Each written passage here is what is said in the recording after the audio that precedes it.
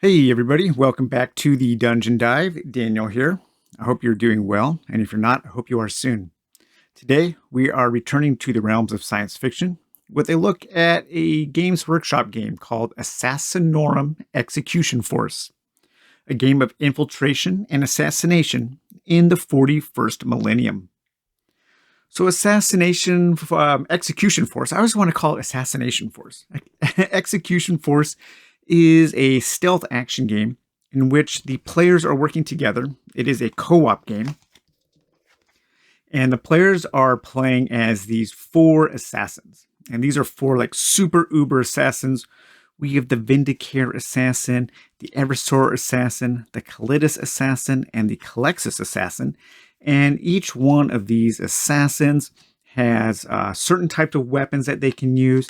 And then each one also has a couple of special abilities and a couple of special tactics that can be used a certain number of times per each game.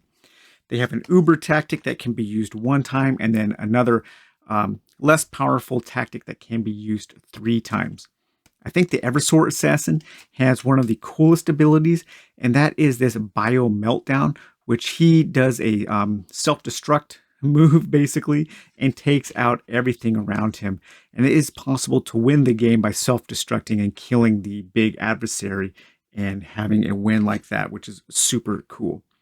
The Calidus Assassin, she's pretty cool too. She has this polymorphine ability where she can like kind of take the shape of the dungeon and move without being detected. That is pretty cool as well. But anyways, you are going to be, as the assassins, you are going to be starting way over here in this dungeon, and then you are going to be making your way all the way through this dungeon, looking for these special rooms. And as you find these rooms, you're going to be looking for 2 rooms in particular, a control panel and a teleportation room.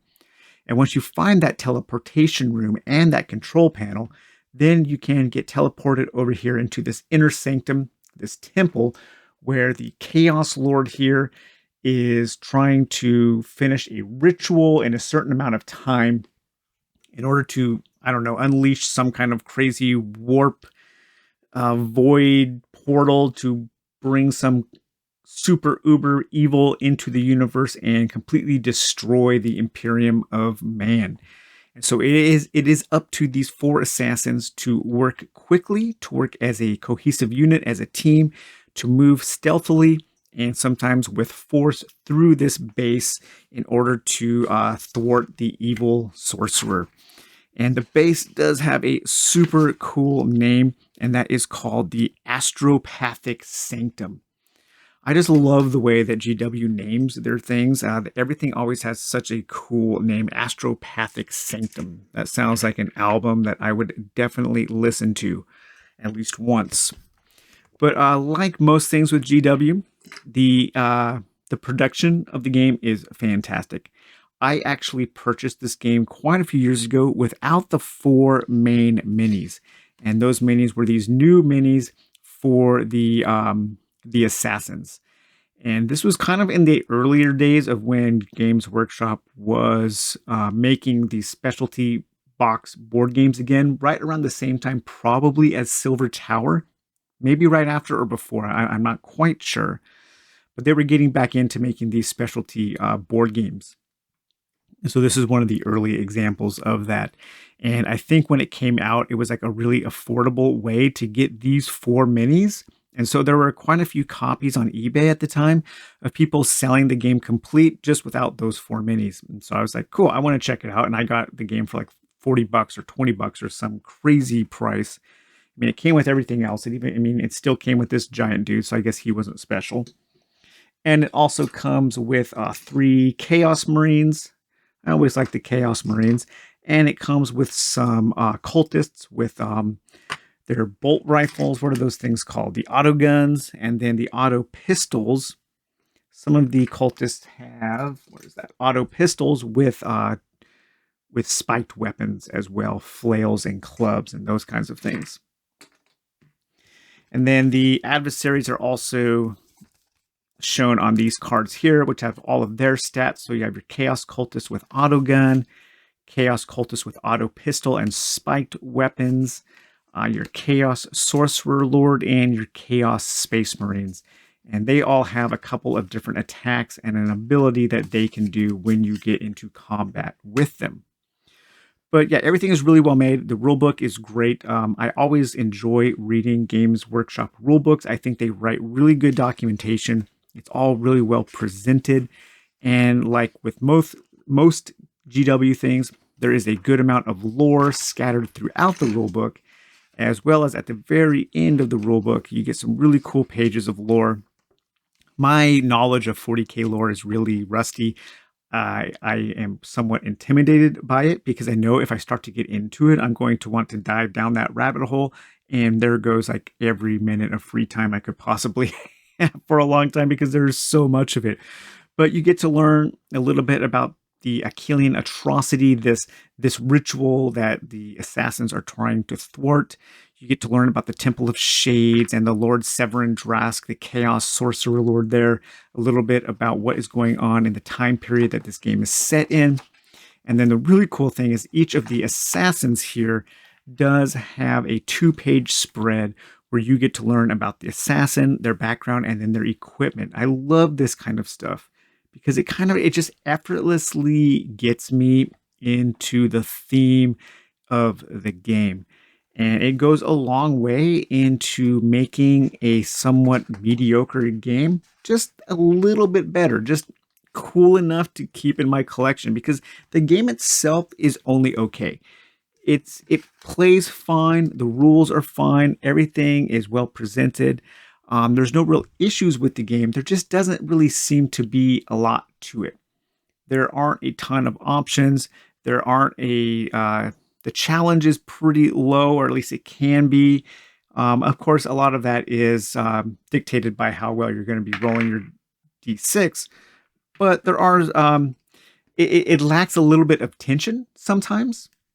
And I think Games Workshop knew that, because one of the ways that you are supposed to play the game, or one of the ways they encourage you to play the game, is by challenging yourself with these different achievements. So these are kind of like difficulty levels that you can tack on to your game in order to try to do difficult things while you are playing the game, because the game might be a little easy, but these will add a little bit of challenge. But so overall, what you're going to be doing is you're going to be taking your assassins. You will always be playing with 4 assassins. And on the assassin's turn, they can do 2 things. They are going to be moving through this board here. And what they're going to be looking for is they're going to be looking for these spots where there are these rooms. And these rooms have a number such as 2 or 2, 2, some have 3, some have 1. And when an assassin gets line of sight into one of those room spaces, they are going to draw that number of room tiles. And again, they're looking for a control panel, and they're looking for a teleportation room. So if I had an assassin here and he gained line of sight to that space there, I would draw 2 rooms, and then I would place the room with the lowest number. So in this case, there's a 7 and an 8. I would place the 7 there, and then each of the rooms will probably have some kind of chaos symbol on there. And that tells you that you need to spawn an enemy on there. And you always try to spawn a cultist with an auto gun. If those aren't available, then you spawn a cultist with an auto pistol. And if those aren't available, you don't spawn anything. And the enemies get spawned in that facing. And then they get spawned in a stunned state because they are in complete shock that they have been discovered. And then on their next turn, they will become alert and they will be tracking you down. On their turn, there are these arrows on the board, and they are going to follow patrol routes. So this is kind of similar to the patrol route system in Dungeon Crusade, and I really like this system. It's such a simple system, but I think it really does add a lot to a dungeon board. It kind of makes the game feel a little bit more alive, because as they are moving through these corridors, they will come to these spots where you will have to roll to see which path they take. Sometimes there are no places to roll, so they will just follow certain paths. I do really like this because it kind of simulates the fact that maybe these assassins have taken some time to do some espionage, to do some infiltrating, to do some scouting of this building, of this temple here, and they kind of know the basic routes that the guards are going to be taking through their installation, but they're not exactly sure of all of the routes. And there are still some things that, still some monkey wrenches that they have to deal with. And speaking of monkey wrenches, the best laid plans of mice and men, we have this event deck. And at the start of each of the chaos at the adversary's turn, you are going to be drawing a certain number of event cards. You always draw one, and then for each of the enemies on alert, you draw an additional one up to a maximum of 4. And then these are going to be different different things that are going to be completely out of your control that are going to happen that you have to deal with. For instance, you might have a random sweep here. Amid the set patrol routes of the sentries roam other chaos worshippers, their movements entirely random. It is the duty of these individuals to flesh out infiltrators cunning enough to avoid these set patrols coming upon them by surprise. Okay, so this card here, it randomly will spawn a Chaos Space Marine at one of the portals on the board, one of the entry portals. And there are 6 of them. So there's 4 over there. There's 3 here, 2, 1, and then 1. Sorry, and then 5 over there. I guess there's 5. So you roll a d6, and that determines where that Chaos Space Marine is going to come out. In this instance, he would come out on 2, which would be down here. And then he would have to move. So then when he moves, he would move here. Then you would roll a d6. 4 to 6, he's going that way. 1 to 3, he's going that way. So he's going to continue to move down here. And then he might turn this way. He might go over here. Maybe he comes down here. So it's really cool. I do love the way that those that the adversaries move through the board. And then you might have this patrol event. Footsteps echo down blood-spattered corridors as Lord Drask's minions sweep from room to room, muttering prayers to the dark gods. It is their duty to ensure that nothing interferes with their master's ritual, and they know that failure will be brutally punished. Place a Chaos Cultist with an auto pistol on entry point 5, facing the direction shown. If the Chaos Cultist cannot be placed, so that spawns 1. Sometimes you will have an unforgivable lapse. The players may choose any renegade. That renegade is stunned until the start of the next chaos phase. So sometimes good things do happen.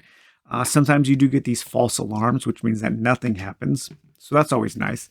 And yeah, there are quite a few. It would have been really nice to see some art or some like cooler design on these cards. But I do like that they have the little snippet of story. The GW writing is always fun to read. And I do like that there is quite a bit of variety in the kinds of things they do. But once you find that teleportation room, then you're going to be teleported over here into this inner sanctum. You will spawn here. In this inner sanctum area, this temple, you will have a greater chance of facing off against the more powerful Chaos Space Marines. And then the assassins, they need to get into here and they need to assassinate the Chaos Lord before the end of the 12th round.